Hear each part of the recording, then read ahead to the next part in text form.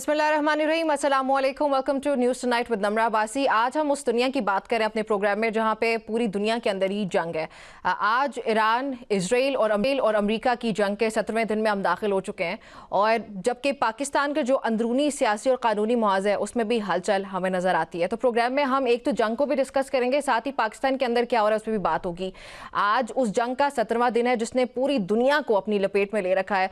Iran, Israel और America के दरमियान जारी ये जो तनाज़ है वो सिर्फ एक तनाज़ा नहीं, एक सरहदी झड़प नहीं है, बल्कि ये हमारी पूरी दुनिया के लिए बहुत बड़ा थ्रेट बन रहा है। और ये डे बाय डे साबित करता जा रहा है खुद ही कि ये किस तरह से पूरी दुनिया के लिए, ये ग्लोबल इकोनॉमी के लिए कितना बड़ा थ्रेट है। ईरान ने अपनी बका की खातिर स्ट्रेट ऑफ हॉर्मुज़ को अपने दुश्मनों के लिए आज भी बंद रखा, जिससे आलमी मंडी में तेल की सप्लाई बुरी तरह से मुतासिर हुई। और इसका सबसे बड़ा एविडेंस ये है कि डोनाल्ड ट्रंप वो खुद ट्वीट करते हैं और उसमें ये कहते हैं कि जो चाइना और जापान जैसे ममालिक हैं वो आए, अपनी वॉरशिप्स लेके आए और स्ट्रेट ऑफ हॉर्मुज़ का जो अटेम्प्टेड क्लोजर है उसको खोला जाए। लेकिन साथ ही फिर उनकी तरफ से जो रद्द-ए-अमल आता है उस पर डोनाल्ड ट्रंप की डेस्परेशन शो होती है, जिसमें थोड़ी देर के बाद वो दोबारा ट्वीट करते हैं जवाब ना आने की सूरत में। पहले तो वो ये कहते हैं कि आप सबको ये करना पड़ेगा, ये आपके लिए ज़रूरी है और यूएस आपको सपोर्ट करने जा रहा है। तो ये जो ट्वीट्स हैं उनसे ही हमें नज़र आ जाता है कि ये डेस्परेशन इस वक्त यूएस के अंदर कितनी ज़्यादा बढ़ती हुई हमें नज़र आ रही है। और जो इजराइल और अमेरिका की जानिब से ईरान की अहम तनसीबात पर हमलों का सिलसिला आज जारी रहा, और दूसरी तरफ फिर ईरान ने भी कहा कि हमने अपने मिसाइल हमलों ने जो खित्ते की बड़ी ताकतें उनको हिला के रखा। तो इस पूरी सूरत हाल में साबिक अमेरिकी सदर डोनाल्ड ट्रंप का बयान जो है वो दूसरा ये भी सामने है जिसमें उन्होंने सख्त लहजा अपनाया। अच्छा, उनके जो बयानात तो उसमें मुझे एक तो कन्फ्यूजन नजर आ रहा है। एक तो वो ये कहते हैं कि हम ये वॉर विन कर चुके हैं, हमने ईरान को militarily in every way possible हरा दिया है, लेकिन eight the same time he would be saying कि ईरान अब सौदा करना चाहता है लेकिन उसकी शर्त हमें कबूल नहीं है, ईरान हमसे बात करना चाहता है। और साथ वो ये भी कहते हैं कि हम पहले से ज़्यादा सख्त अंदाज में स्ट्राइक करेंगे ईरान पे। तो भाई अगर आपने उनको ऑलरेडी हरा दिया, शिकस्त दे दी है, मिलिटरीली भी हर लिहाज से आपने उनको शिकस्त दी, तो फिर आपको क्या ज़रूरत पड़ी है मज़ीद हार्डर स्ट्राइक करने की? तो यहाँ पर ये कन्फ्यूजन उनके बयानात से खुद ही नज़र आ जाती है। और उन्होंने साथ वाज़े ये भी किया कि अमेरिका इस जंग को जल्द ख़त्म करने की सलाहियत रखता है। तो आप ये कह रहे हैं जबकि वो जंग आप जीत चुके हैं, तो क्या वो खत्म नहीं हो चुकी है? तो खैर, लेकिन इसके लिए ईरान को अपनी पॉलिसियां बदलनी होंगी, वो ये कहते हैं। अच्छा, दूसरी जानिब रूस और चीन इस तनाज़े को आलमी अमन के लिए बड़ा खतरा करार दे चुके हैं, जबकि खलीजी ममालिक खास तौर पर मुत्तहदा अरब अमारात और सऊदी अरब इस आग की लपेट में आने से बचने के लिए तगोदो कर रहे हैं। एक टेलीफोनिक रब्ता भी हुआ KSA और UAE के दरमियान, जिसमें सरबराहान ने यह डिस्कस किया कि जो अटैक है वो हमारी सॉवरेनिटी पे अटैक है और ये नहीं होना चाहिए। तो ये सिचुएशन हमें मजीद कशीदगी की तरफ जा रही है। अच्छा, मैं पाकिस्तान की बात करूँ तो पाकिस्तान इस वक्त एक मुश्किल तरीन मोड़ पर खड़ा है। एक तरफ ईरान हमारा हमसाया मुल्क है जिस पर होने वाले हमलों की पाकिस्तान ने खुलकर मजम्मत भी की है, तो दूसरी तरफ हमारे जो बाकी खलीजी ममालिक दोस्त हैं उनके जो मफादात हैं उस पर भी दाव लगा है। तो पाकिस्तान के लिए एक जो बैलेंसिंग एक्ट है या जो स्ट्रेटजी है जिसमें पाकिस्तान बैलेंस आउट करते हैं बहुत न्यूट्रल अंदाज में, वो आगे फ्यूचर में उसको मेंटेन करना कितना आसान या मुश्किल हो सकता है, इस पर बात। अच्छा, बिन मामलात पे बात करने के लिए प्रोग्राम में मुझे ज्वाइन करें Hasan Ayub. Hasan, thank you very much for joining me on the show. Hasan, हम ये क्या देख रहे हैं? हम मेरे ख्याल में जो शिफ्ट देख रहे हैं इस वक्त वो बहुत ही वाज़े हो रहा है, जहाँ पे डोनाल्ड ट्रंप वो चीन और जापान जैसे ममालिक, उनका ये कहना है कि अपनी वॉरशिप्स भेजो स्ट्रेट ऑफ हॉर्मुज़ के अंदर, और फिर उनका जो रद्द-ए-अमल देखा है हमने स्ट्रेट ऑफ नो का देखा है। तो ये एक नए मल्टीपोलर वर्ल्ड ऑर्डर की तरफ बढ़ना, और उसमें एकदम से डोनाल्ड ट्रंप का बार बार अपनी जीत का ऐलान करना पड़ रहा था, सेम टाइम ये कहना कि हम ईरान पे मजीद हार्ड स्ट्राइक करेंगे। So what is this situation?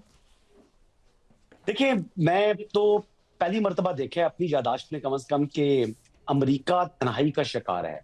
Iraq war के अंदर हमने देखा था कि जिस तरीके से जो पूरा का पूरा वेस्ट यूरोप जो है वो, या कनाडा, ऑस्ट्रेलिया, न्यूजीलैंड, ये तमाम के तमाम हम आवाज थे अमेरिका के साथ। अमेरिका की जानिब से कहा गया वेपन्स ऑफ मैस डिस्ट्रक्शन। तो फिर वहां से टोनी ब्लेयर साहब ने भी बरतानिया पार्लियामेंट में खड़े होकर कहा जी कि वेपन्स ऑफ मास डिस्ट्रक्शंस वाली जो बयानिया है वो रिपीट कर दिया। तो ये तो अनप्रेसिडेंटेड है कि इस मर्तबा स्विट्जरलैंड कह रहा है जी कि आपके जो फौजी जहाज है वो हमारी एयर स्पेस इस्तेमाल नहीं कर सकते। ये पहली मर्तबा हम देख रहे हैं कि स्पेन की पार्लियामेंट में जो पार्लियामेंटेरियंस खड़े होकर मतलब तिया पांचा कर रही हैं अमेरिकी जो तमाम के तमाम जो मौकफ है उसका। तो प्रेसिडेंट ट्रंप यकीनी तौर के ऊपर परेशान है, उनके ऊपर ज़्यादा दबाव है क्योंकि ईरान गिर नहीं रहा। ये नहीं है कि ईरान जो है वो शिकस्त दे रहा है अमेरिका को, नो, अमेरिका को शिकस्त नहीं है, लेकिन शिकस्त यही अमेरिका की शिकस्त है कि अमेरिका से ईरान नहीं गिर रहा, ईरान सरेंडर नहीं कर रहा, ईरान झुक नहीं रहा। ईरानियों ने ये बात वाज़ेह ऐलान कर दिया कि हम मर सकते हैं, हम कर सकते हैं, लेकिन हम ईरानियत या अपनी गैरत के ऊपर किसी किस्म का समझौता नहीं करेंगे। और वही हमें देखने को मिल रहा है कि ईरान की जानिब से मुसलसल रिटेलिएशन भी की जाती है, सख्त बयानात भी दिए जाते हैं। और सबसे बढ़कर के ईरान की जो कौम है, वो इकट्ठी हो गई है। ईरान के जो लोग हैं, वो ये समझ रहे थे कि आयतुल्लाह खामनाई की शहादत के बाद ईरान के अंदर एक सिविल वॉर स्टार्ट होगी और सिविल वॉर के नतीजे में रजीम चेंज हो जाएगी, लेकिन ऐसा मुमकिन नहीं हुआ। अब ये जो सूरत हाल है, और दूसरी तरफ पाकिस्तान ने भी इस सारे मामले के अंदर बड़ा जबरदस्त रोल प्ले किया है। पाकिस्तान ने खलीजी ममालिक को कायल किया है कि जो आपके ऊपर ईरान हमले कर रहा है रिटेलिएशन के अंदर, आप उसका जवाब मत दें। अगर आप जवाब देंगे तो इस तरह आपका कम नुकसान है, और फिर आप जंग के अंदर जब अगर धकेल देंगे खुद को, तो आपके नुकसान ज्यादा होंगे। अब अमेरिका को ये ख्वाहिश है कि दीगर ममालिक भी उसके साथ इस जंग के अंदर शामिल हों, जो कि इस वक्त इसराइल के अलावा, ये जंग तो असल इसराइल की थी, तो इसराइल के तहफ़्फ़ुज़ के लिए अमेरिका आया, और वो समझ रहा था कि पूरा का पूरा वेस्ट माजी की रवायत को बरकरार रखते हुए हमारे पीछे आ जाएगा, तो वो नहीं आए। अच्छा हसन, इसमें चाइना बड़ी वाज़ेह तरीके से अच्छा, इसमें चाइना का रशिया का रोल भी समझाइएगा, जहां पे पूरी दुनिया इस वक्त हमें रशिया के पास जाते हुए नजर आ रही है, और रशिया बजायर इस सिचुएशन को पूरी तरह से एक तो बहुत अच्छे अंदाज से हैंडल कर रहा है, दूसरा उसको एंजॉय भी कर रहा है, क्योंकि एंजॉय करना बनता है। जहां डोनाल्ड ट्रंप जैसी शख्सियत, वो जिन ममालिक पे सैंक्शंस हैं, वो भी अब जाके वहां से तेल खरीद रहे हैं रूस से। अब इसमें चाइना का रोल मुझे प्लीज समझाइएगा, जहां पे हम ये भी देख रहे हैं कि IRGC ने कहा कि हम तो जाने देंगे, वॉरशिप्स हैं या जो कुछ भी अगर तरसीलात भी हैं तो हम उनको जाने देंगे, आप हमें पे कर दें, और डॉलर्स के अंदर नहीं, युआन के अंदर पे करें। ये कितना इंटरेस्टिंग एलिमेंट इस वक्त का। देखिए, ये जो ऑयल के ऊपर डोमिनेंस थी डॉलर की, वो डॉलर की डोमिनेंस जो है वो ब्रेक हो गई है, और ईरान की इस जो ऐलान है, इसके ऊपर अब कितने ममालिक ट्रेड करते हैं एक्चुअली युआन के अंदर, ये तो वक्त साबित करेगा। लेकिन कम से कम एक विंडो, एक अपॉर्चुनिटी पैदा हो चुकी है, एक विंडो खुल चुकी है, और उसको किस तरीके से मेटलाइज करता है चाइना, उसको किस तरीके से कैश करता है चाइना, ये आने वाला वक्त साबित करेगा। लेकिन यकीनी तौर के ऊपर यानी अमेरिका का जो मुआहदा था सऊदी अरब के साथ, जिसकी बिना के ऊपर वर्ल्ड में ऑयल ट्रेड जो है वो डॉलर्स के ऊपर शुरू हो गया, और अमेरिकी करेंसी की जो डिमांड बढ़ गई पूरी दुनिया में, वो वजह तो सिर्फ ऑयल ट्रेड था। और ये एक ही मुआहदा था कि सऊदी अरब को हम तहफ़्फ़ुज़ फराहम करेंगे, और उसके बदले में एक ही कंडीशन थी अमेरिका की कि सऊदी अरब या दीगर ममालिक जो है वो ऑयल ट्रेडिंग USD के अंदर करेंगे। और यही हम देखते चले आ रही हैं। लेकिन अब लगता यह है कि माजी की रवायत अब ज्यादा अरसा बरकरार नहीं रह सकती, और अब दुनिया जो, चाइना भी जो डॉलर के अंदर क्रूड ऑयल परचेज करता था, अब यकीन तौर पर उसको तो युआन के अंदर परचेजिंग प्रोक्योरमेंट जो है वो सूट करती है। उसकी अपनी जो करेंसी है वो ज्यादा स्टेबल होगी, और ये कौन से मुल्क को अपना मुफाद अजीज नहीं है। और ईरान ये अपॉर्चुनिटी प्रोवाइड कर रहा है चाइना को कि उसको भी इस जंग से कोई फायदा हासिल हो। लेकिन ईरान के अंदर मैं एक बात बताऊं कि बहुत ज्यादा शहादतें हो चुकी हैं। 1400 का नंबर तो ऑफिशियली आ रहा है, लेकिन 1400 से नंबर बहुत बड़ा है। आई विश कि ये 1400 का नंबर ही हो। 5700 कहते हैं कि इंजर्ड है, ये 5700 कह रहे हैं, लेकिन हॉस्पिटल्स के अंदर इस वक्त मजीद जो वुंडेड और इंजर्ड लोग आते हैं, और ये तमाम स्ट्राइक्स के नतीजे में आ रहे हैं। गुज़िश्ता रात भी अगर देखें तो तेहरान के ऊपर यानी डजन्स में स्ट्राइक्स की गई हैं, और मुख्तलिफ मकामात से धुएं उड़ रहे थे। तो तेहरान के हवाले से तो ज्यादा वीडियो हमारे पास नहीं आती, लेकिन आप यकीन करें कि वहां पर हालात भी कुछ ज्यादा अच्छे नहीं है। अच्छा, वैसे हसन, पाकिस्तान की मैं बात करूं तो पाकिस्तान ने हिस्टोरिकली हमेशा एक बैलेंस्ड आउट किस्म की स्ट्रेटजी अपनाई है अपने रिलेशंस को लेके, चाइना के साथ, US और फिर गल्फ भी। Now in today's multipolar world, ये जो बैलेंसिंग स्ट्रेटजी है वो सस्टेनेबल है, और कितने अरसे तक ये सस्टेनेबल रह सकती है? देखिए, ममालिक के दरमियान जो ताल्लुकात होते हैं वो बामी मुफादात के ऊपर होते हैं। ममालिक में जज्बात जो है वो ताल्लुकात के ऊपर हावी नहीं होते, ना होने चाहिए। पाकिस्तान के अंदर तो बहुत से लोग कह रहे थे कि क्योंकि आयतुल्लाह खामनाई की शहादत हो चुकी है तो पाकिस्तान को यानी ऑल इन इस जंग के अंदर आना चाहिए। लेकिन हमने देखा कि ईरान की जानिब से यानी 2 क्रूड ऑयल के जो कार्गोज थे उनको अपना हुर्मत से गुजरने की इजाजत दे दी गई, वो जो इंडिया के थे। तो ईरान का, हालांकि नरेंद्र मोदी तो उनके ऊपर स्ट्राइक से एक दिन पहले नेतन्याहू के साथ बैठा हुआ था पार्लियामेंट के अंदर इसराइली।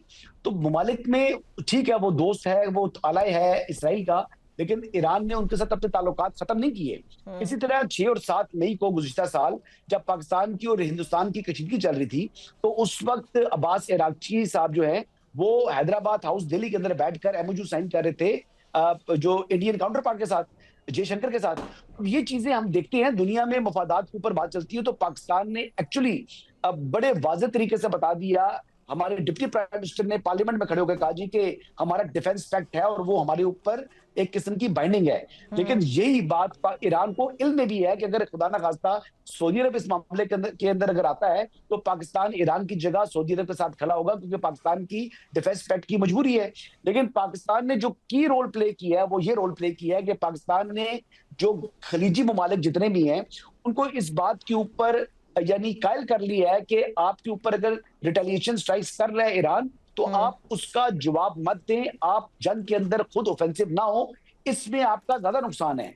अगर आप जंग के अंदर इन्वॉल्व हो गए तो आपका नुकसान ज्यादा होगा। आप देखेंगे वो यूएई की जो इंटरनल अफेयर्स की मिनिस्टर है वो कह रही थी कि हमारी जो सॉइल से किसी किस्म की कोई जो है वो एग्रेशन नहीं हुआ ईरान के ऊपर, गो के ईरान ने हमारे सिविलियन जो एरिया थे उनको टारगेट किया है। तो ये ईरान को इल्म है। इसी वजह से आज अब्बास इराकी साहब ने पाकिस्तान का शुक्रिया अदा किया ट्वीट के अंदर, जिसमें उन्होंने उर्दू में ट्वीट तहरीर किया। तो ये पाकिस्तान के लिए तो बड़ी विन विन सिचुएशन है जी। पाकिस्तान ने बड़ा जबरदस्त बैलेंस तरीके से इस सारे जो इशू था, क्राइसिस था, इसके अंदर पाकिस्तान ने अपनी डिप्लोमेसी में आउट क्लास किया है जी इंडिया को और बहुत से ममालिक को। अच्छा हसन, इसमें जो मैंने सबसे पहले आपसे पूछा था ना, डोनाल्ड ट्रंप का मुख्तलिफ ममालिक को कॉल आउट करना, इवन चाइना और जापान जैसे ममालिक को, कि आप लोग भी अपनी वॉरशिप्स भेजें, और स्ट्रेट ऑफ हॉर्मुज़ को जो अटेम्प्ट की जा रही है क्लोजर की, यानी कि इनडायरेक्टली आप ये अपनी हार मान रहे हैं कि जो कंट्रोल है इस वक्त वो ईरान के पास ही है, आप उसको अटेम्प्ट बोल के कवर तो नहीं कर सकते। लेकिन अब उसमें उन ममालिक का जो रद्द अमल आया वो डोनाल्ड ट्रंप के लिए कितना प्रेशर बिल्डअप कर सकता है, क्योंकि किसी ने भी साथ, इवन यूके को हम देख रहे हैं, वो ये कह रहे हैं हम इस जंग में मजीद नहीं कूद रहे हैं, हम ईरान के खिलाफ अब नहीं जा रहे हैं। तो वो डोनाल्ड ट्रंप के ऊपर ये कितना प्रेशर बिल्डअप कर सकते हैं? And would Donald Trump be trying to save his face now? देखिए, प्रेसिडेंट ट्रंप के ऊपर जो प्रेशर ज्यादा है, सबसे ज्यादा प्रेशर है वो उसका इंटरनल प्रेशर है। अच्छा। जो अमेरिकन मीडिया है वो जिस तरीके से यानी अमेरिका की के ऊपर जो नुकसानात होते हैं उनको हाईलाइट कर रहा है। जो सोसाइटी है अमेरिकी, वो अमेरिकी सोसाइटी जो है वो प्रेसिडेंट ट्रंप के ऊपर प्रेशर है। देखें, उनको यूरोप से या बर्तानिया से इतनी फिक्र नहीं है, क्योंकि यूरोप और बर्तानिया जो है उनको इशू ये है कि वो इस कॉन्फ्लिक्ट के अंदर खुद को इन्वॉल्व इसलिए नहीं कर रहे कि उन्होंने माजी की गलतियों से सीख लिया है। लेकिन यूरोप जो है वो आपस में कितना लड़ा, जो सेकंड वर्ल्ड वॉर तक तो आपस में हर रोज ही जो कोई ना कोई मुल्क जो आपस में लड़ाई कर रहे थे, एक दूसरे के ऊपर जो है वो हमले कर रहे थे, एक दूसरे की जानें ले रहे थे। लेकिन फिर यूरोप ने जो सीखा, उस सीखने के बाद अब दोबारा ये सबक भी सीख लिया है कि अमेरिका की जंग में हमने शामिल नहीं होना, और वो शामिल नहीं हो रहे, और इसी वजह से उन्होंने इनकार भी किया। तो प्रेसिडेंट ट्रंप के ऊपर और जिस तरीके से अपने मीडिया के ऊपर उनके पहले सेक्रेटरी ऑफ वॉर उन्होंने अपने मीडिया को जो है वो लान तान की, अब प्रेसिडेंट ट्रंप जो है वो लान तान कर रहे हैं। और एआई के ऊपर भी उन्होंने अपनी जो है वो इज़हार नाराजगी की कि वो दिखा रहे हैं कि किस तरीके से रैंगिंग मिसाइल्स आकर इब्राहिम लिंकन को जो है वो टारगेट कर रहे हैं और आग लगी हुई और ब्ला ब्ला ब्ला सारी बातें वो कर रहे हैं।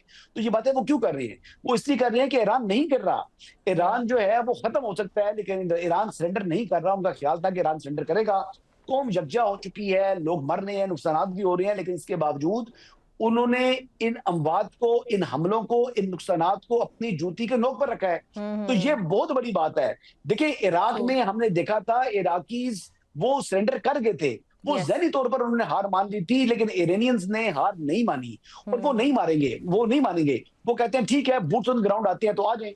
देखिए, बूट्स ऑन ग्राउंड जो आना है कुछ प्रैक्टिकल लगता नहीं है, प्रैक्टिकल है नहीं, वो कॉस्ट बड़ी है। जो बूट्स ऑन ग्राउंड जब आते हैं तो फिर आप रजीम बूट्स ऑन ग्राउंड के जरिए चेंज करेंगे, तो फिर वहां की जितनी वेलफेयर है, रिहेबिलिटेशन है, वहां के लोगों को फीड करना है, फिर वो आपकी जिम्मेदारी है। फिर वो दुनिया कहती है जी आपने ये पंगा लिया था ना, तो संभाले उसको। जिस तरह आज तक पाकिस्तान के दीगर ममालिक कहते हैं कि जी अमेरिका आया था अफगानिस्तान के अंदर, और उसी वजह से आज अमेरिकी इनखला के बाद भी अमेरिका फाइनेंशियली सपोर्ट कर रहा है अफगानिस्तान को। वो जो पैसे तय किए थे वो पैसे की एक साथ की है उन्होंने, वो एक साथ की पेमेंट्स होती हैं जो काबिज रजीम है अफगानिस्तान में तालिबान की। तो ये वो चीजें होती हैं जो कि आपके उनका बैगेज आ जाता है। तो बूट्स ऑन ग्राउंड तो बड़ा कॉस्टली, और उसमें आपको पता है कोलेटरल होता है, उसमें जानी जाती हैं। उसमें देखे ना, अगर उन्होंने स्टेट ऑफ हॉर्मुज़ के अंदर अगर उन्होंने माइंस लगा दिए हैं तो फिर माइंस जो है वो वहां पर भी हो सकती हैं, लैंड माइंस भी हो सकती हैं। तो ये बड़ा मतलब ट्रेन मुश्किल है, बड़ा है, बॉर्डर बहुत बड़े हैं, मुख्तलिफ ममालिक के साथ बॉर्डर लगते हैं। बहुत कुछ हो सकता है जी। ईरान के बॉर्डर पाकिस्तान से लेकर जो है वो आगे टर्की तक लग रहे हैं, और बीच में जितना मिडिल ईस्ट है हर मुल्क के साथ तकरीबन उसका बॉर्डर आ रहा है। तो फिर ईरान तो ईरान है ना जी, फिर वहां पर अगर आना तो उनके लिए कोई खाला जी घर थोड़ी है। ठीक। अच्छा, आखिरी सवाल हसन, हमने देखा कि आज भी यूएई और केएसए के दरमियान जो फोन कॉल हुई है उसमें यही डिस्कस हुआ है कि ये जो अटैक्स किए जा रहे हैं वो बेशक अमरीकी बेसिस पे, लेकिन बाजार उसको ये कहा जा रहा है, कंडेम किया जा रहा है कि ये हमारी सॉवरेनिटी पे सवाल है। अब ये जीसीसी जो है ममालिक, ये रिटेलिएशन तो मैं नहीं कहूंगी, लेकिन ये वापस ईरान की तरफ अटैक क्यों नहीं कर रहे, और क्या कोई नियर फ्यूचर में ऐसा पॉइंट आ सकता है जहां पे उनकी तरफ से भी हम ईरान की तरफ कोई अटैक होता हुआ देख रहे हैं? इसकी वजह क्या है? देखिए, मैं बता रहा हूं कि पाकिस्तान ने इसमें की रोल प्ले किया है। पाकिस्तान ने उनको कायल किया है कि आपने इस जंग के अंदर खुद को मुलविस नहीं करना।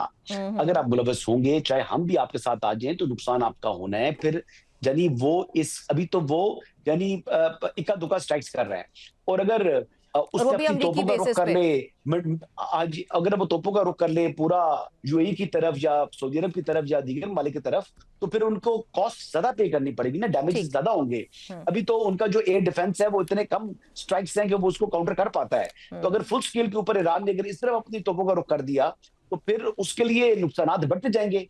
तो मिडिल ईस्ट के अंदर तो यानी अमन, और वहां पर जो एक सिक्योरिटी है, एक इंश्योरेंस थी कि जी आपका जान माल हर चीज जो है यहाँ महफूज है, अगर वो तासुर खत्म हो जाए, वो चीज खत्म होगी, तो फिर उनके पल्ले कुछ नहीं बचेगा। क्यों इतनी गर्मी में लोग वहां पर जाएंगे, क्यों वहां पर रहेंगे, क्यों वहां कारोबार करेंगे? सबसे दुनिया में यानी ये समझे कि बुज़दिल होता है वो सरमादार होता है, उसको अपने सरमाए को महफूज रखना है। अगर उसके सरमाया की जगह उसको खतरात लाक हो जाए, तो वो 1 मिनट लगाता है और फ्लाइट ऑफ कैपिटल हो जाती है।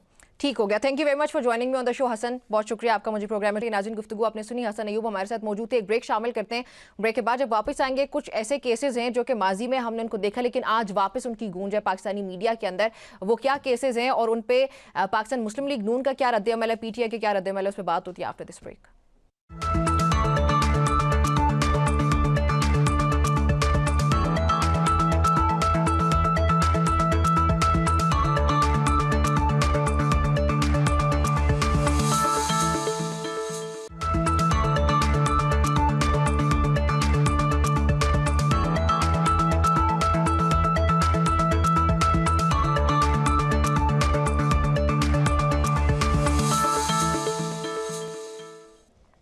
जी, welcome back to news tonight with Namra Abbasi. एक तरफ तो मशरिक़ वस्ता की आग है और दूसरी तरफ पाकिस्तान की अंदरूनी सियासत का भी लावा है। बानी पीटीआई इमरान खान के केसेस इस वक्त किस मोड़ पर हैं? क्या तोशा खाना और साइफर केसेस में कोई बड़ी कानूनी कामयाबी मिलने वाली है या नहीं? और क्या मौजूदा आलमी बहरान के दौरान पीटीआई और इस्टेब्लिशमेंट के दरमियान कोई आइस ब्रेकिंग का इम्कान हमें नज़र आता ही नहीं? और इसके साथ अहम बात जो है वो मज़ीद ये भी कि कुछ पाकिस्तान तहरीक इंसाफ के अंदर की खबरें भी सामने आ रही हैं, उस पर भी बात करेंगे। अच्छा, चौधरी शुगर मिल्स केस से मुतालिक भी नैब ने वज़ीर आला पंजाब मरियम नवाज़ के खिलाफ लाहौर हाई कोर्ट का जो फैसला था 4 फ़रवरी को ही आया था, तो उसको वफाकी आईनी अदालत में चैलेंज किया। नैब का जो मौक़िफ़ है वो ये कि हाई कोर्ट ने चेयरमैन नैब के इंक्वायरी ख़त्म करने के इख्तियार में मुदाखलत की और जो अटॉर्नी जनरल है उनको नोटिस दिए बगैर अज खुद नोटिस लेकर फैसला सुनाया। तो 2018 से शुरू होने वाली ये इंक्वायरी जिसमें मरियम नवाज़ की गिरफ्तारी भी हुई थी, फिर अब एक बार वो वफाकी आईनी अदालत के कटहरे में जा पहुंचे और फिर से मीडिया के अंदर ये अंडर डिस्कशन आ चुका है। तो हम देखेंगे कि ये केस जो है जिसको अब नैब ने जो फैसला है लाहौर हाई कोर्ट का वो चैलेंज किया है फेडरल कॉन्स्टिट्यूशनल कोर्ट के अंदर जाके, इसका फ्यूचर क्या नजर आता है, ये किस तरह से क्लोज हो या होने जा रहा है, इस पर बात होती है। प्रोग्राम में मुझे ज्वाइन करें नईम हैदर पंजोता, पाकिस्तान तहरीक इंसाफ के रहनुमाएं और लीगल साइड को बहुत बेहतर अंदाज में अंडरस्टैंड करते हैं। Naeem, thank you very much for joining me on the show. मुझे सबसे पहले ये बताएं कि नईम अशरफ भट्ट साहब ये पाकिस्तानी सहाफ़ियों का एक बहुत बड़ा नाम है।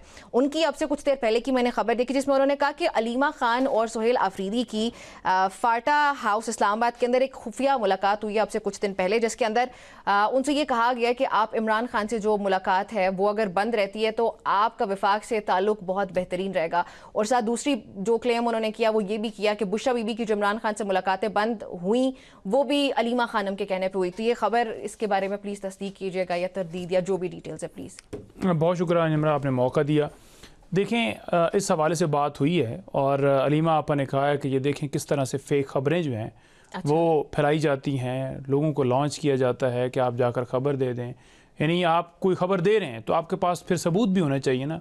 कुछ दिन पहले हमने देखा कि एक सहाफ़ी के रूप के अंदर वो किसी ने कॉलम जो है वो छापा, नाम पता नहीं वो क्या था उस खातून का, तो लोग उठा के ऐसी खबर। इजराइल दौरे की बात कर रहे हैं आप? इजराइल से पहले की बात है। अच्छा। जब वो बुशरा तस्कीन ने खबर दी थी और फिर उसने कहा था कि ये हो गया वो हो गया, जब मैंने उससे सबूत मांगे तो कहते साफ़ी सबूत नहीं देते होते। तो जब आप किसी के ऊपर इतना बड़ा ब्लेम लगा रहे हैं कि इमरान खान की बहनें यानी वो वफाक के साथ मिली हुई हैं, तो इमरान खान जो है बहनों की वजह से या पार्टी या सुहेल अफरीदी की वजह से जेल के अंदर है और नहीं निकलेगा क्योंकि उनके साथ सेटिंग हुई है, तो ये बड़ी गलत बात। उन्होंने तरदीद की और हम इस तरह के प्रोपोगंडों को मुस्तरद करते हैं, जितने भी जो है लोग करते हैं। अच्छा। कोई इनमें सदाकत नहीं। इस मौके के ऊपर ना जो ताकतवर हल्के हैं और ये जो हुकूमती जितने भी लोग हैं, इनका सिर्फ फोकस क्या है कि तहरीक इंसाफ के अंदर एक डिवीजन दिखाई जाए, फलाना जी उसके साथ लड़ गया, फलाना जी उसके साथ लड़ गया, इमरान खान के साथ फलाना कंप्रोमाइज़ है, इमरान खान जो है वो अपने रहनुमाओं की वजह से नहीं आ रहा, या ये PTI वाले चाहते हैं इमरान खान जेल के अंदर है। देखें, इमरान खान को PTI ने तो जेल में नहीं डाला। इमरान खान जब गिरफ्तार हुए, बतौर चेयरमैन गिरफ्तार हुए, उस वक्त PTI वालों ने तो नहीं कहा कि आए जी गिरफ्तार कर लें।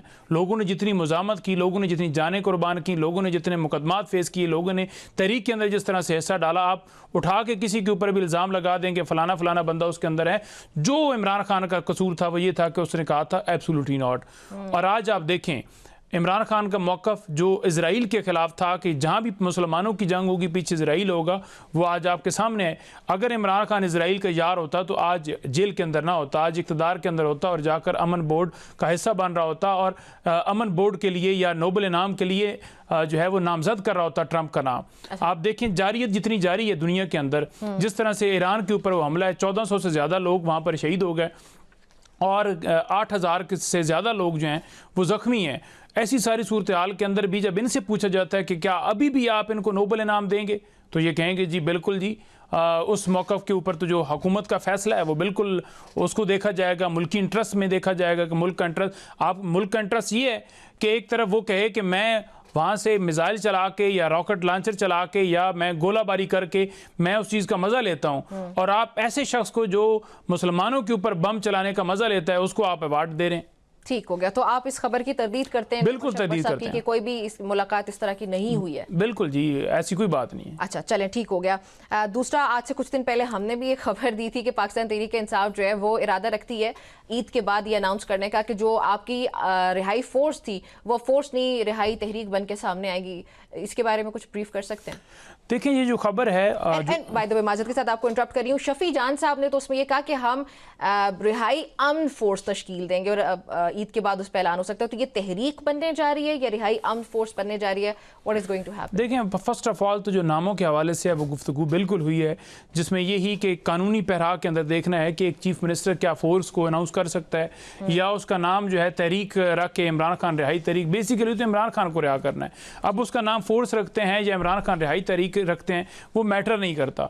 तो उस हिसाब से उस पैरा के अंदर तमाम चीज़ें देखी गई हैं, जिसमें एडवोकेट जनरल KPK वो भी मौजूद थे और रहनुमा भी मौजूद थे। और ईद के चौथे रोज़ ऐलान होने जा रहा है, जिसमें बाकायदा तौर पर जिस तरह से रजिस्ट्रेशन की जाएगी वो पूरा प्रोसेस बताया जाएगा कि ज़िले लेवल पर, तहसील लेवल पर जिस तरह से हमने जाकर इसको जो है वो लोगों को रजिस्टर करना है और फिर उनसे कैसे हमने हलफ लेकर इस तहरीक के अंदर हमने आगे बढ़ना है। और इस इंशाल्लाह बढ़ा जाएगा, क्योंकि देखें जब आपके पास अदालतों वाला रास्ता बंद हो जाए, जब आपके पास सियासी जो आप गुफ्तगू का तरीक़ाकार इख्तियार किए हुए हैं वो बंद हो जाए, तो आपके पास ऑप्शन ये बचता है कि आप फिर सड़कों पर आएँ। तो इसलिए हमने सड़कों पर आना है अपने हक के लिए, अपने राइट के लिए, अपने लीडर के लिए, इस मुल्क के लिए।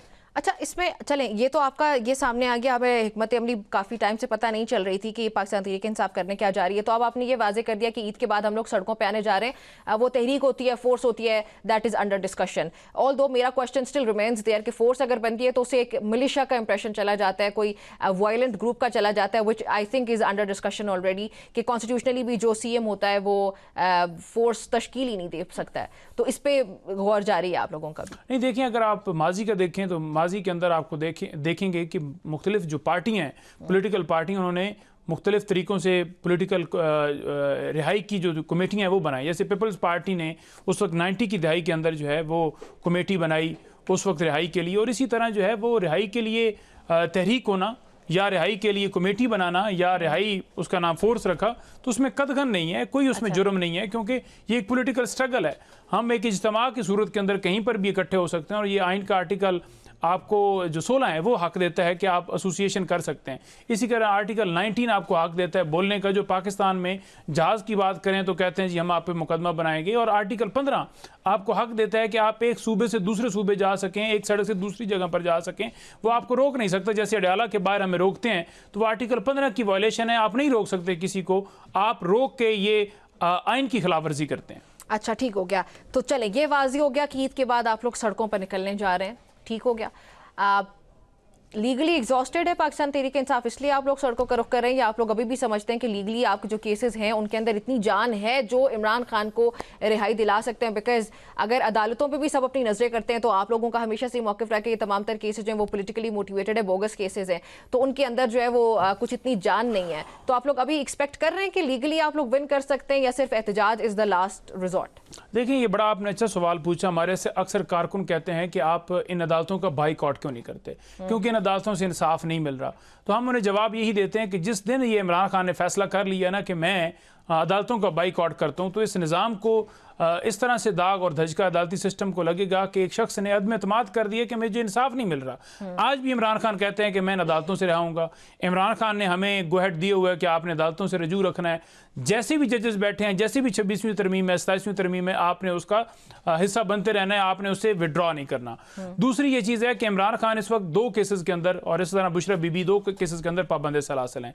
एक है अलकादर ट्रस्ट केस और दूसरा है तोशाखाना केस। इमरान खान साहब को इस वक्त 65 ईयर सजा हुई है, यानी इंसान की उम्र है उस उम्र से भी ज्यादा, 50-60 साल इंसान की उम्र है उससे भी ज्यादा उसको सजा हुई है, और तमाम झूठे केसेस हैं, एक केस भी जेन्युइन नहीं है। शहबाज शरीफ साहब कह रहे थे कि अभी तक उन केसेस को खत्म क्यों नहीं करवा सके? फिर अगर इतने बोगस केसेस हैं, हम चले मानते हैं कि एक सियासी हिस्ट्री होती है केसेस के अंदर भी, पाकिस्तान की अगर हिस्ट्री को स्टडी किया जाए, लेकिन आप लोगों का उसमें एक्टिविज्म कितना हमें दिखाई देता है कि इमरान खान के वो केसेस को खत्म कराए और उनकी रिहाई की तरफ बढ़े ना? अगर नहीं, देखिए, केसेस वकला की वजह से ख़त्म नहीं हो पा रहा है, ये गलत बात है कि वकला जो इसके अंदर पार्टिसिपेट नहीं कर रहे। ये जो निज़ाम है, जिस निज़ाम ने अदालतों को ख़त्म कर दिया है और अदालतों में बैठे जजेस इंसाफ देने से कासर हैं। अब देखिए, 16वें नंबर के ऊपर चीफ जस्टिस से सरफराज डोगर साहब लाहौर के अंदर, उन्हें स्पेशल इसलिए इस्लामाबाद हाई कोर्ट के अंदर लाया गया कि आप इमरान खान के केसेस को डिले करें। रूल 265 जो है वो प्रिजन रूल्स, ये उस वक्त ज़िया-उल हक के दौर के अंदर बना था, और उस वक्त उन्होंने ये रूल्स बनाया था, उसका मकसद ये था कि ज़िया-उल हक ने पाबंदी लगाई थी उस वक्त भुट्टो के ऊपर, उसको अरबाब तैर साहब ने, इस्लामाबाद हाई कोर्ट ने उस रूल को कलअदम करार दिया कि आप किसी भी सियासी की गुफ्तगू के ऊपर पाबंदी नहीं लगा सकते। हुआ क्या कि वो फैसला जो है, उस फैसले के बाद मामला सीधा चीफ जस्टिस साहब ने खुद टेकअप कर लिया। 3 मेंबर बेंच ने उस कलअदम वाले ऑर्डर को खत्म कर दिया। उन्होंने कहा जी नहीं, सियासी गुफ्तगू पर पाबंदी होनी चाहिए। अब उस गुफ्तगू का बहाना बना के, यानी मैं इस बात का मकसद मेरा ये है कि वहाँ भी देखें चीफ जस्टिस साहब खुद इन्वॉल्व हुए और फिर इमरान खान साहब के ऊपर सियासी तौर पर सियासी बात करने के ऊपर पाबंदी लग गई, और इसी तरह से उस पाबंदी की वजह से आगे फिर उन्होंने पाबंदी लगा दी कि कोई उनसे मुलाकात नहीं कर सकता। दूसरी तरफ आप देखें अलकादर और तोशाखाना, 2 केसेस का मैंने आपसे जिक्र किया। दोनों केसेस के अंदर एक में प्रोसिक्यूटर साहब अवेलेबल नहीं है, दूसरा जो तोशाखाना केस है उसके अंदर इलेक्शन कमीशन ने वकील नहीं अपॉइंट किया। कभी वकील नहीं है, कभी जज नहीं है, कभी बेंच नहीं है, कभी दरखास्तें दी जाती हैं, लगती नहीं है। तो इस तरह कभी टेक्निकल बुनियादों के ऊपर दरखास्त के ऊपर एतराज़ लगाकर उसे लिंगर ऑन किया जाता है। 1 साल से ज़्यादा हो गया। ये एक हमारा एक असूल है जुडिशल सिस्टम का कि जब एक शख्स को सज़ा होती है तो उसके एक मुकर्रर वक्त है कि महीना 2 महीना, उसके अंदर उस सज़ा को मुअत्तल करने के लिए दरखास्तें लगाई जाती हैं। लेकिन यहाँ दरखास्तें नहीं लगाई जाती तो इंसान ने बाहर कैसे आना है?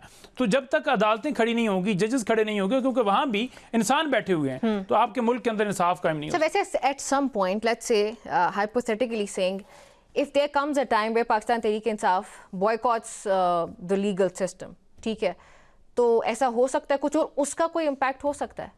जैसे आप लोग असम्बली से भी तो बाहर निकले थे ना? नहीं, देखिए, बिल्कुल जी, इमरान खान साहब किसी वक्त भी फैसला कर सकते हैं असम्बली से बाहर निकलने का। और इमरान खान साहब ने जब कमेटियों से निकलने की बात की ना, आजकल बड़ी बातें ये चल रही होती हैं, मैं आपको उस पर इमरान खान साहब का मौक़िफ़ भी दे दूं। आप सुनते होंगे कि तहरीक इंसाफ ने गुफ्तगू की है कमेटियों में वापस आया जाए, ठीक है। और ये निज़ाम भी, जहाँ तक मालिक साहब की खबर, उन्होंने कहा जी कि आप कमेटियों के अंदर बैठे हैं, आप पार्लियामान को चलाएं तो आपको मुकर्रर वक्त से 1 साल पहले इलेक्शन जो है वो करा दी जाएगा, उन्होंने खबर दी थी, ठीक है। तो मैं आपको कमेटियों के हवाले से मौक़िफ़ दे दूँ। मेरी मौजूदगी के अंदर, मैं नाम नहीं लेता, एक दोस्त थे जो बैठे हुए थे खान साहब के साथ, तो जब खान साहब ने फैसला किया कि कमेटियों से बाहर जाना है, तो उस दोस्त ने यह कहा कि खान साहब हमें इस पर रिव्यू करना चाहिए और हमें नहीं जाना चाहिए। खान साहब ने कहा कि पहले मरले के अंदर हम सेनेट के अंदर जा रहे हैं, फिर हम कौमी असम्बली के अंदर जाएंगे और फिर हम इसी तरह जो है वो पंजाब के अंदर जाएंगे। तो इमरान खान साहब का अटल फैसला था और वहाँ जाकर ये बात की गई कि कमेटियों के अंदर बैठना इसलिए ज़रूरी है कि हम जितने भी इदारे आते हैं उनको हम जांच पड़ताल कर सकते हैं, उनको हम देख सकते हैं कि क्या काम कर रहे हैं, अपोजिशन का किरदार उस अंदर।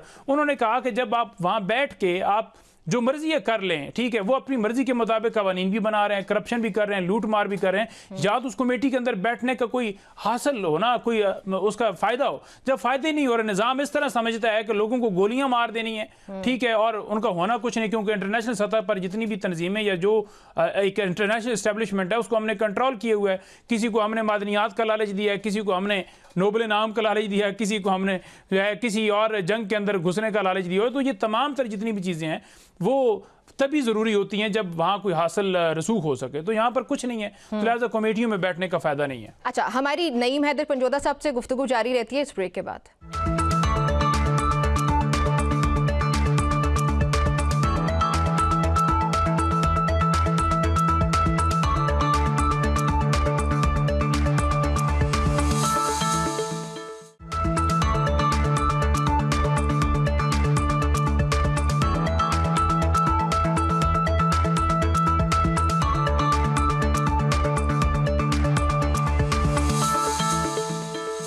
Welcome back to news tonight with Namra Abbasi. Naeem Haider Panjotha साहब हमारे साथ स्टूडियो में मौजूद है, उनसे बात जो है हम उसको आगे बढ़ाते हैं। अच्छा, एक चौधरी शुगर मिल्स केस आपको याद होगा, 2017, 18, 19 चले वो पिछले दिन जो थे, उसके अंदर तो उसकी गूंज थी। आज ये वापस हमें नजर आ रहा है, जहाँ पे नैब ने चैलेंज किया लाहौर हाई कोर्ट का फैसला जो 4 फेब का था, जिसमें कहा गया कि नैब इस केस को क्लोज नहीं कर सकता। लेकिन नैब की जो आपकी दरख्वास्त है फेडरल कॉन्स्टिट्यूशनल कोर्ट के अंदर, उसको चैलेंज करते हुए नैब का ये मौक़िफ़ है कि हम इसको क्लोज कर सकते हैं। और इसमें मरियम नवाज साहिबा को हमने उन पर जो करप्शन चार्जेस थे वो हमें कोई सबूत नहीं मिला, इसलिए हम इस केस को क्लोज करना चाहते हैं। Do you see this case to be closed?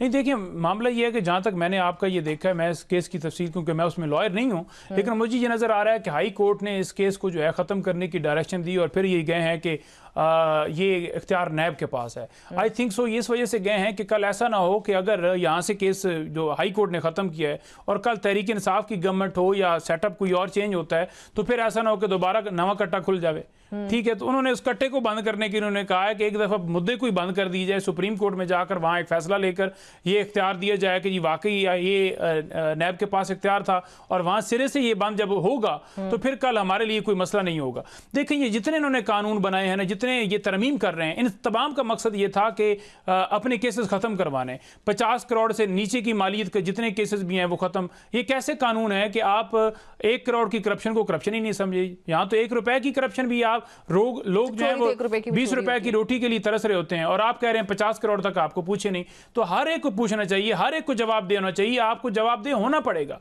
आप कैसे कानून से ऊपर हो सकते हैं? अभी भी तैयारे का पूछा जाता है कि तैयारा कहाँ है, तो कहते हैं जी कि तैयारे की आप क्यों बात कर रहे हैं, प्रोपेगेंडा क्यों कर रहे हैं। व्याना की खबर आई थी ना, एक वही व्याना की खबर आई कि वो कौन लेकर गया, किसके पास है, और साफी वकास ने दी। आप जाएं अमेरिका जाकर उस पर मुकदमा करें, आपको लग पता जाएगा वो पाकिस्तान थोड़ी है, ठीक है। वहां तो लोगों के बुनियादी हुकूक, वहां तो बोलने का हक है। कोई तस्दीक या तरदीद पंजाब हुकूमत की मेरी नज़र से कोई नहीं गुजरी है, तो वो देख लेते हैं। खैर, अच्छा, अब बात प्लीज कंटिन्यू। वही ना, वो अगर वहां पर जो उनके बेटे हैं उनकी अगर वीडियो जारी कर देते लाइव बैठे हुए, तो पता भी चल जाता कि वाकई वो यहाँ पर मौजूद हैं और जहाज लेकर नहीं गए। दूसरी ये चीज़ है कि वो कह रहे हैं कि कोई उसकी सर्विस होनी है कोई टेक्निकली, ठीक है। तो हमें तो समझ नहीं आती कि 600 हमने तो ये पढ़ा है कि 600 घंटा जो है वो जहाज चलता है, तो उसके बाद उसकी सर्विस की। अब नया जहाज असी वो माड़ा बंदा मोटरसाइकिल ले लेवे ना, तो सीटों ने कवर चढ़ाना है कि चलो लगे कि नवा आ गया, ठीक है। यहाँ तो सीटों के कवर चढ़ाने का भी मामला नहीं कि उस जहाज के अंदर आपने सीटों के कवर चढ़ाने हैं, या कोई और आपने फ्रीजर रखने हैं, या कोई और आपने वहां पर करना है। तो बेसिकली आवाम जो है वो पिस रही है। गुर्बत जो है वो 50% अवाम आपकी गुर्बत की लकीर के नीचे है। 2.5 करोड़ लोग बच्चे जो हैं आपके स्कूलों से बाहर हैं। 21 साल की बुलंद तरीन सतह के ऊपर बेरोजगारी है। 51 साल का रिकॉर्ड तोड़ चुकी है इस वक्त जो पाकिस्तान के अंदर जो सरमायाकारी के अंदर कमी आई है। 58 साल का रिकॉर्ड टूटा है कि आपकी कुव्वत खरीद के अंदर वो कमी आई है। तो ऐसी सूरत हाल के अंदर जहां मुलाजमीन सड़कों पर तनख्वाहों के लिए दर बदर फिर रहे हैं, जहां हेल्थ के मुलाजमीन कह रहे हैं जी हमें कोई नहीं मिल रहा, जहां आपके जो आपने मनसूबा शुरू किया था कि साफ सुथरा पंजाब, वो सड़कों के ऊपर फिर रहे हैं कि आप हमें तनख्वाहें दे दें, दूसरी तरफ आप 12 रुपए का तैयारा लेकर बैठ गए। ये मोबाइल है आईफोन, ठीक है, आईफोन जिसकी कीमत 5-6 लाख रुपए है। मिसाल के तौर पर मेरे पास वसाइल नहीं है, मैं इसकी छोटी सी मिसाल, मेरे पास वसाइल नहीं है, मेरे पास इतनी इस्तात नहीं है कि मैं मोबाइल, मेरे पास मेरी ये पोजीशन है कि मेरे भाई जो है वो बेरोजगार है, मेरी वालदा बीमार है, मेरा वालिद बीमार है, 2 वक्त के खाने के पैसे नहीं है, ठीक है, और मैं किसी से उधार लेता हूँ 5 लाख के मुझे दो, मैं 2-3 लाख का कारोबार बनाऊंगा, बाकी मैंने जो उधार दुकानों से लिया है वो मैंने अदा करना है ताकि 5 लाख में मेरा सर्किट चल जाए और फिर मैं वापसी करूंगा। वो 5 लाख का मैं मोबाइल लेकर बैठ जाऊं तो लोग मुझे कहेंगे ना तू पागल है, तेरी मां मर रही है, तेरा अब्बा मर रहा है, ठीक है, तुम्हारे भाई बेरोजगार हैं और तुम तो कह रहे थे कि ये मसाइल और तुमने मोबाइल ले लिया। इन्होंने यही किया है कि दूसरे मुल्कों से पैसा लेते हैं, वो पैसा अवाम के नाम के ऊपर लेते हैं कि बेरोजगारी है, गुर्बत है, फलां है, और आप 12 अरब का तैयारा लेकर उसके अंदर झूले लेना शुरू कर देते हैं। चले ठीक हो गया। अच्छा मुझे ये बताएं कि जंग हो रही है और जंग पे पाकिस्तान तहरीक इंसाफ का क्या मौक़िफ़ है, हुकूमत के जो अभी तक के एज अ स्टेट में बात कर रही हूँ जो इक़दामात हैं उनसे आप लोग मुतमईन हैं और उसमें आपने बतौर एक ऑपोजिशन क्या किरदार अदा किया है? देखिए जंग का मामला हो ना, जंग के मामले के ऊपर चाहे इंडिया के साथ जंग हो, सबसे पहले इमरान खान का ट्वीट आता है और नवाज शरीफ का मुबारक के ऊपर आता है। जंग का मामला ईरान के साथ हो, पाकिस्तान, इजराइल और इंडिया का, उसमें भी पाकिस्तान की अवाम फ्रंट फुट के ऊपर होती है और आपके जो घुसपैठी हैं वो ट्वीट करने से भी घबराते हैं। जंग का मामला हो तो ये सऊदी अरेबिया चले जाते हैं वहाँ उनके साथ इज़हार यकजहती के लिए, लेकिन 7 तैयारा वहाँ ईरान ले जाने से घबराते हैं क्योंकि अमेरिका नाराज़ होता है। जंग का मामला हो तो ये कहते हैं कि खलीजी ममालिक के ऊपर हमला क्यों हुआ, लेकिन उसके अंदर ये नहीं कहते कि वो हमला खलीजी ममालिक के ऊपर नहीं हुआ बल्कि ईरान तो कह रहा है कि हमने हमला किया है अमेरिका अड्डों के ऊपर। जंग का मामला हो तो ये कहते हैं जी कि हम सऊदी के दिफा के लिए बिल्कुल तैयार हैं, लेकिन ईरान के साथ जब जंग हो वहां पाकिस्तान का किरदार ये होना चाहिए था कि हम कहते कि हम दोनों को जो है वो आपस में बिठाएंगे, हम अमन के खैर खां, आपस में जंग नहीं होनी चाहिए, अड्डों को इस्तेमाल ही नहीं करने की इजाजत देनी चाहिए। कल जो ख्वाजा साद रफीक ने एक ट्वीट किया है उसने तो बिल्कुल इनके मुंह के ऊपर कालक फेर दी है। उसने कहा है कि जितने भी ममालिक हैं, खलीजी ममालिक हैं, उनको चाहिए कि वहां से अड्डों को खत्म कर दे क्योंकि ये अड्डे ईरान के खिलाफ इस्तेमाल होने और ईरान हमारा मुसलमान मुल्क है, ठीक, हमारा ब्रादर मुल्क है। कल ये कह देंगे कि वहां से भी ख्वारिज ने हमला कर दिया। तो इस तरह की पॉलिसियां जो है मुल्क को मजीद दलदल के अंदर लेकर जा रही हैं। आज इमरान खान होता हुआ इसी बुलाता,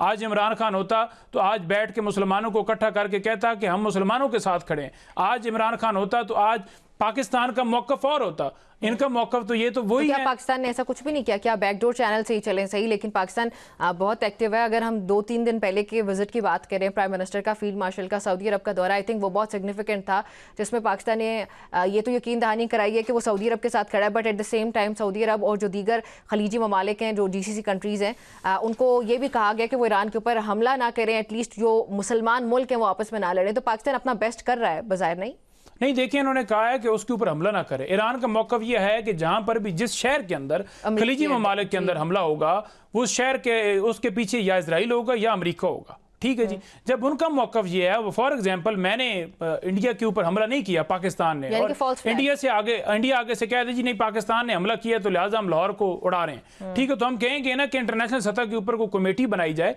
जो इसको तय करे कि हमने हमला किया, यही उन्होंने कहा है। आप उस कमेटी के सब बने आप रिकमेंडेशन जाके देते कि जी बिल्कुल इन्होंने हमला नहीं किया, वो ये कह रहे हैं, आप तो जाके खड़े हो गए जी कि दिफाई क्या इंडिया के साथ जंग हुई तो दिफा के लिए हमारे पास कोई आया बंदा खलीजी ममालिक से, कोई आया? तो कोई नहीं आया ना। तो मामला यह है कि जब मुसलमानों का मामला है तो आपको मुसलमानों के साथ खड़ा होना पड़ेगा। इन्होंने स्पीड जरूर लगाई है, वो स्पीड लगाई है पेट्रोल बढ़ाने के अंदर। 28 दिन का स्टॉक कह रहे थे और इन्होंने 55 रुपए बढ़ा दिया एडवांस के अंदर। पूछा जी कि आपने क्यों? कहते कंपनियों का प्रेशर आ रहा था कि फिर हम नया तेल नहीं खरीदेंगे। वो कंपनी किसकी? इनकी है। आप निकालें रिकॉर्ड, आपको शेयर नजर आएंगे, ये जरदारी के, बिलावल के, ये सारे, ठीक है, इन तमाम लोगों के शेयर भी उधर हैं। लोगों को इन्होंने चूना लगाया। अच्छा चलें ठीक हो गया। तो लेट्स से कि अभी पीटीआई की हुकूमत होती और यही सूरत हाल होती, पाकिस्तान के बहुत सेंसिटिव रिलेशनशिप्स हैं ईरान के साथ, अफगानिस्तान के साथ भी बॉर्डर पे हमारी जंग ऑलरेडी जारी है, यूएस के साथ आपके बहुत हाई डिप्लोमेटिक टाइज चल रहे हैं, हिस्ट्री के अंदर रिकॉर्ड एक रिलेशनशिप आपका अच्छा जा रहा है, उसके बाद आपके दूसरे बॉर्डर के साथ इंडिया है, उसके ऑलरेडी क्या हालात हैं वो पता है, फिर चाइना है, वो हमारा बहुत एक इंपॉर्टेंट एला है। तो जब इस तरह की सिचुएशन के अंदर है पाकिस्तान के लिए बहुत एक टफ स्पॉट है, तो पाकिस्तान तहरीक इंसाफ की हुकूमत फिर क्या बेहतर कर लेती अगर ये हुकूमत नहीं करी? देखिए, पहली बात तो यह है कि पाकिस्तान तहरीक इंसाफ जहाँ अफगानिस्तान का मामला है, जहाँ वहाँ लड़ाई चल रही है, इमरान खान ने कहा कि इसके पीछे जब भी मुस्लिम ममालिक लड़ेंगे पीछे जो है इजराइल होगा। कभी भी इमरान खान की हुकूमत के अंदर जो है हमारी अफगानिस्तान के साथ लड़ाई ना होती, बल्कि हम बैठ के मसले का हल निकालते, उन्हें कहते हैं कि आपकी सरजमीन इस्तेमाल हो रही है तो इसके खिलाफ आप भी हमारे साथ ऑपरेशन के अंदर साथ दें, और जो उनका मौक़िफ़ है, जो उनकी तरफ से है, वो हम उनका सुन के उनको मानते, ठीक है। तो हमारा मौक़िफ़ तो ये था, क्योंकि हम ही कि थे ना, हमारे ही इससे पहले ज़िया-उल हक़ से ये सिलसिला शुरू हुआ तो उस वक्त कहते थे कि अफगानिस्तान पर हमला जो है पाकिस्तान पर हमला है। आज उस हमले को हमने तब्दील कर दिया क्योंकि अमेरिका की मुखालफत है अफगानिस्तान के साथ, ठीक है। वो हार के यहाँ से गया है तो वो तो कभी भी नहीं चाहेगा कि अफगानिस्तान के अंदर अमन हो, पाकिस्तान के अंदर अमन हो, इजराइल तो कभी भी नहीं चाहेगा, और उनका टारगेट है, उन्होंने कहा है कि ग्रेटर इजराइल बनाना है, ये पूरे खत्ते को वो चाहते हैं कि इजराइल की यहाँ पर सल्तनत हो, तो हम तो इसकी मुखालफत करते हैं। दूसरा ये है कि इमरान खान होता तो ईरान के ऊपर जो हमला हुआ है उसके अंदर OIC को बुलाता, तमाम मुस्लिम ममालिक को बुलाता, इमरान खान लीड करता और इस मसले का हल जो है वो बैठ के तय कराता और जंग को ख़त्म कराता। तीसरी ये चीज़ है कि इमरान खान होता तो ये जो है ना, ये सारे जेल में होते हैं। चले, ये आपने बहुत इंटरेस्टिंग बात की कि अगर इमरान खान होते तो ये सब जेल में होते, और मज़े की बात है ये सब हैं तो इमरान खान जेल में। तो ये एक साइकिल जो है ना वो चलता आता है पाकिस्तान की सियासत के अंदर, ये हिस्ट्री में भी अगर उठा के आप देखें तो एक कोई जब बाकी सब जेल के अंदर ही होते हैं, और अभी वो इमरान खान की बारी चल रही है, जो कि हम नहीं चाहते कि वो, I think there should be a full stop, एक ब्रेक नहीं बल्कि हम क्लोजिंग की तरफ जा रहे हैं। प्रोग्राम की गुफ्तगू आपने सुनी, आज के प्रोग्राम से इतना ही, मुझे इजाज़त दीजिए, अल्लाह हाफ़िज़।